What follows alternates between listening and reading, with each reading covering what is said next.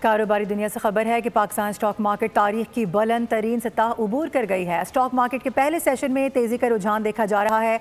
100 index 1,58,652 की सतह पर इस वक्त ट्रेड कर रहा है। ट्रेडिंग के दौरान 698 पॉइंट्स का इजाफा भी रिकॉर्ड किया गया है।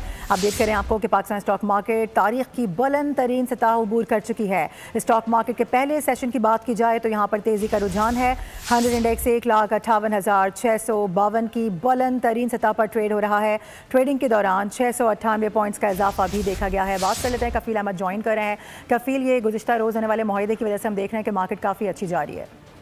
जी मारो, अगर हम बात कर लें आज का पहला सेशन है मार्केट में और पाकिस्तान सऊदी अरब के दरमियान जो एक तारीखी एग्रीमेंट हुआ, उसके बाद से अब तक मार्केट स्टॉक मार्केट ने कल भी रिकॉर्ड किया था और आज जो है वो तकरीबन अगर हम बात कर लें 700 से ज़ायद पॉइंट का इजाफा था मार्केट में और सबसे हाईएस्ट जो है वो 1,58,775 का मार्केट ने हाई बनाया है।